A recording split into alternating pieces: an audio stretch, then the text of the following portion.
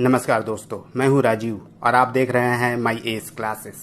दोस्तों चलिए शुरू करते हैं आज का टॉपिक। दोस्तों आज हम जानेंगे प्रधानमंत्री राष्ट्रीय राहत कोष के संबंध में, जिसे हम prime ministers national relief fund के नाम से जानते हैं। दोस्तों वैसे तो वर्तमान में पीएम केयर्स फंड चर्चा में है, क्योंकि कोविड जैसी किसी भी तरह की आपातकालीन स्थिति से निपटने के लिए पीएम केयर्स फंड की स्थापना 28 मार्च 2020 को की गई थी। वैसे ही सन 1947 में भारत की आज़ादी के बाद प्रधानमंत्री राष्ट्रीय राहत कोष अर्थात PMNRF की स्थापना की गई थी।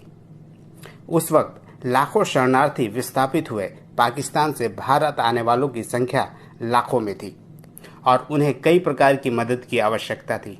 इसी उद्देश्य को ध्यान में रखते हुए 1948 में PMNRF की स्थापना की गई थी। दोस्तों आइए इसे विस्तार से जानते हैं। सबसे पहले गठन के संबंध में जानते हैं।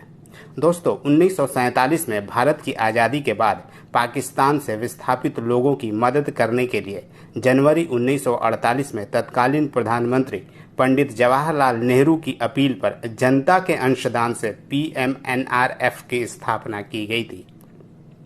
प्रधानमंत्री राष्ट्रीय राहत कोष के अध्यक्ष होते हैं और अधिकारी कर्मचारी अवैतनिक आधार पर इसके संचालन में उनकी सहायता करते हैं। इसका प्रबंधन प्रधानमंत्री अथवा विविध नामित अधिकारियों द्वारा राष्ट्रीय प्रयोजनों के लिए किया जाता है। दोस्तों आइए अब इसके उद्देश्य के संबंध में जानते हैं।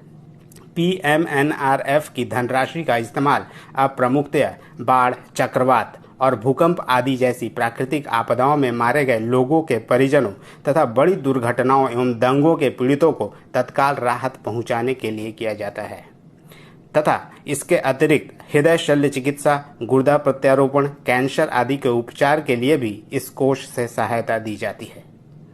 दोस्तों आइए अब इसके वित्तीयन के संबंध में जानते हैं। दोस्तों इस कोष की निधि को आयकर अधिनियम के तहत एक ट्रस्ट के रूप में माना जाता है।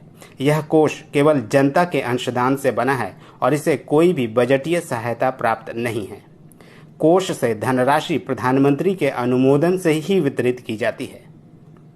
दोस्तों आइए आयकर में छूट संबंधी जानकारी को भी जानते हैं। दोस्तों प्रधानमंत्री राष्ट्रीय राहत कोष को आयकर अधिनियम 1961 की धारा 10 और 139 के तहत आयकर रिटर्न भरने से छूट प्राप्त है। प्रधानमंत्री राष्ट्रीय राहत कोष में किए गए अंशदान को आयकर अधिनियम 1961 की धारा 80G के तहत कर योग्य आय से पूरी तरह छूट हेतु अधिसूचित किया जाता है। दोस्तों आइए इसके अन्य महत्वपूर्ण तथ्य को भी जान लेते हैं।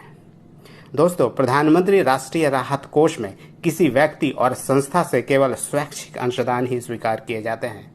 विनाशकारी स्तर की प्राकृतिक आपदा के समय प्रधानमंत्री इस कोष में अंशदान करने हेतु अपील करते हैं। धन्यवाद दोस्तों, आशा करता हूं आपको यह वीडियो पसंद आया होगा।